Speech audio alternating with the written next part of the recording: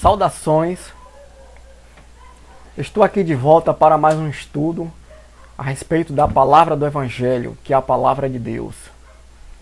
Vou tratar de um assunto hoje a respeito de a quem devemos seguir.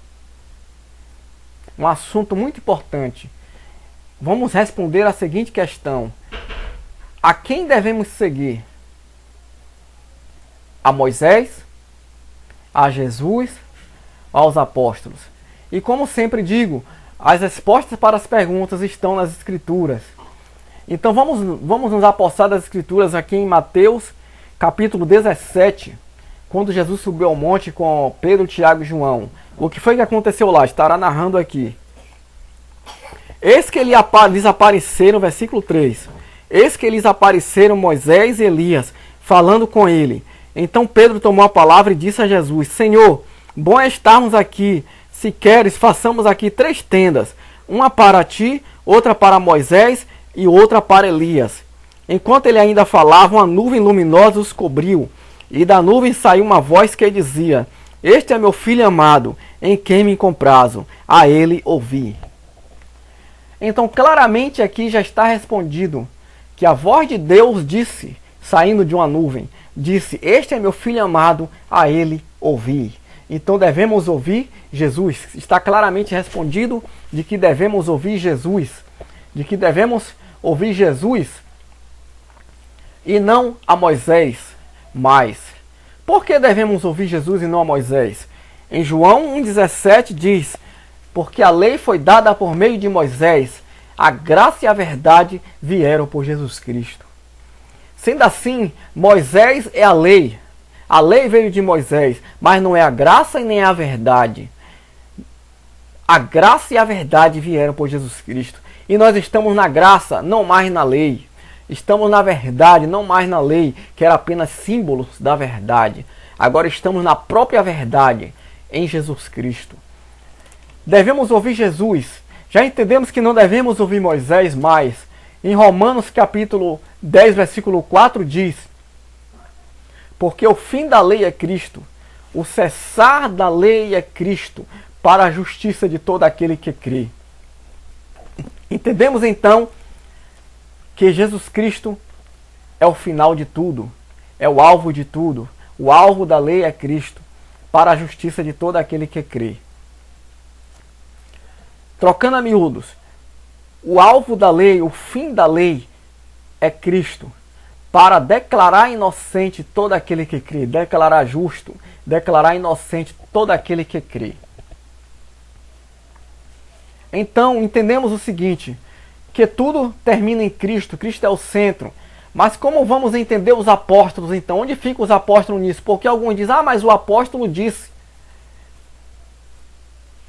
Precisamos entender que Jesus escolheu alguns homens de seus discípulos, para darem seguimento a seu ministério, a sua obra aqui na terra.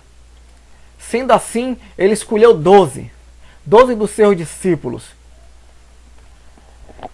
Mas no capítulo 1 de Atos, trata a respeito de Judas, que se perdeu. E foi feito um sorteio, e o sorteio, a sorte, caiu em Matias e entrou no lugar de Judas. Eles, orando ao Senhor, fizeram o sorteio.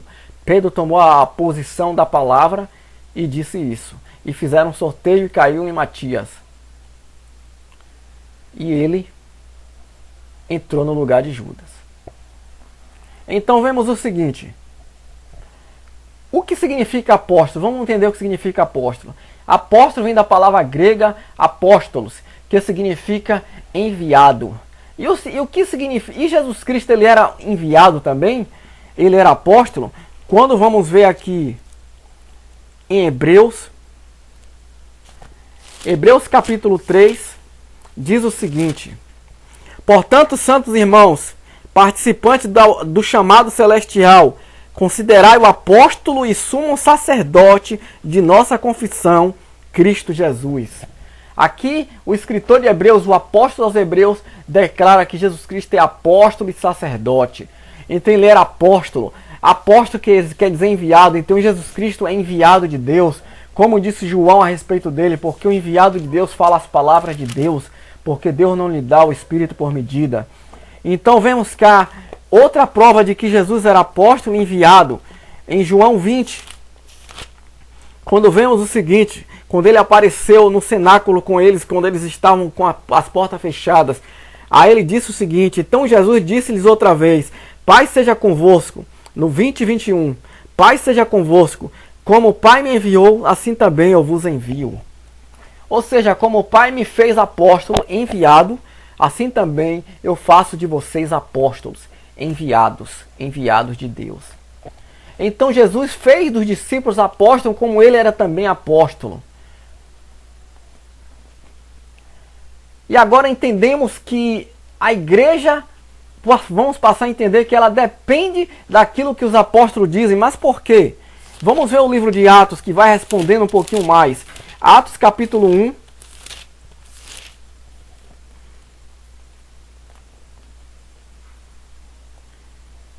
Versículo 1 a seguir.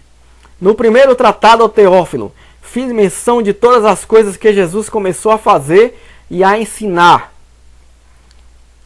até o dia em que foi recebido acima, depois de dar mandamento por meio do Espírito Santo aos apóstolos que escolhera. Ele deu mandamento por meio do Espírito Santo aos apóstolos que escolhera. Ele deixou a palavra de mandamento dele pelo Espírito Santo aos apóstolos que escolhera. Então começamos a entender que Jesus, antes de ter recebido acima no céu, depois de ter sido recebido, antes ele deixou a sua palavra com os apóstolos, para que os apóstolos pudessem falá-la aos que quisessem segui-lo, seguir a Cristo, já que é a Cristo que devemos seguir. Por isso em Atos 2, versículo 34,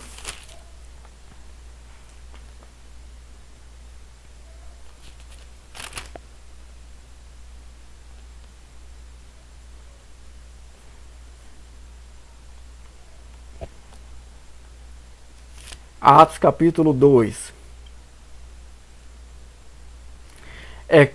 Versículo 42.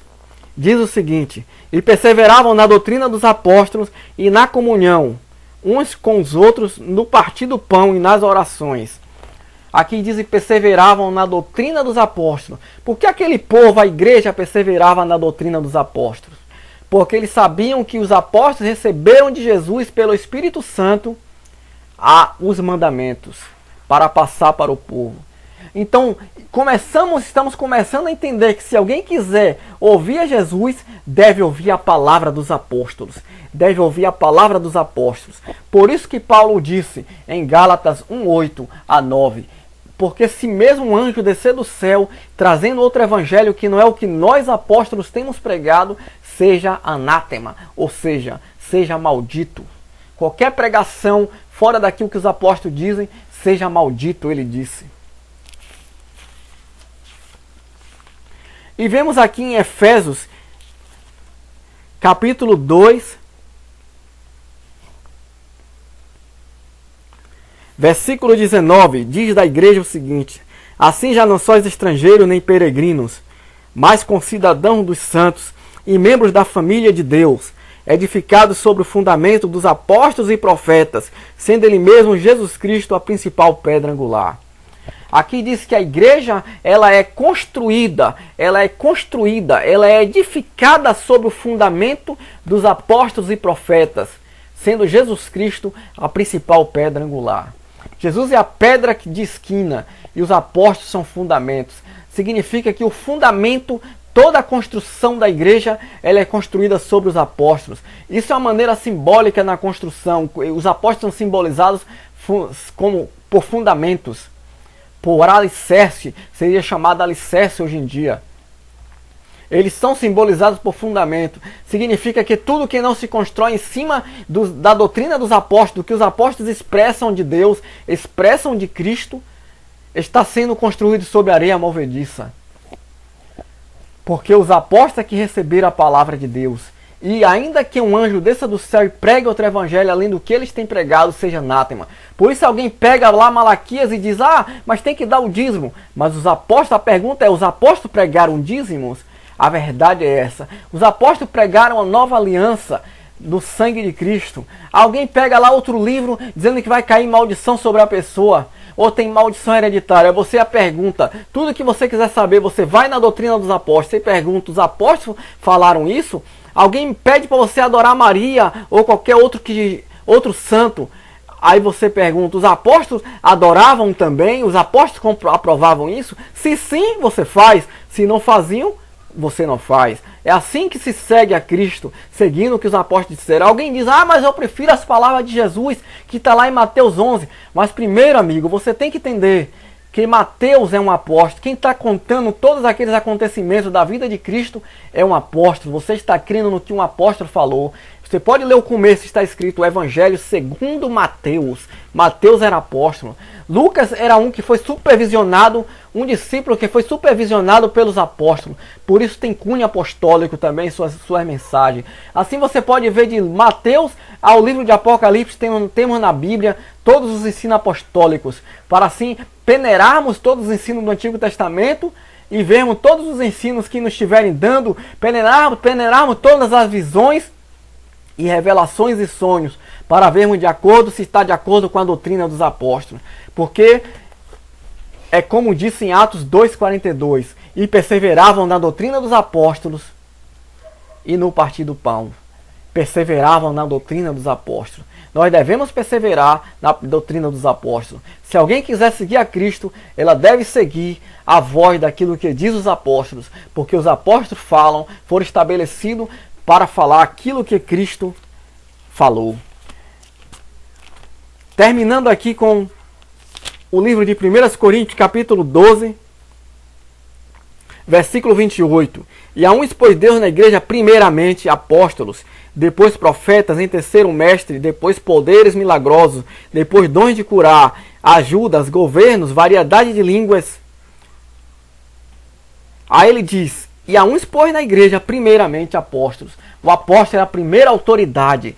E ninguém, e para ter esse dom, tinha que ter visto Cristo, ter sido testemunha. Paulo viu a Cristo numa visão em que Cristo apareceu para ele. E muitos outros se intitulam apóstolos, mas não tem autoridade apostólica, porque não pode mais escrever nenhuma carta, nenhuma doutrina. Somente a dos apóstolos que já morreram e ficou as cartas deles. Assim nós seguimos ao que os apóstolos disseram. A igreja ela é apostólica, mas não é romana. A igreja pode ser universal, católica, que quer dizer no latim universal, porque está em todo o universo, mas ela é apostólica, mas não é romana e nem de nenhuma outra origem. Ela é apostólica. Assim perseveravam na doutrina dos apóstolos. Se alguém quiser seguir a Cristo, deve perseverar na doutrina dos apóstolos. Assim eu encerro este estudo e que Deus continue vos abençoando.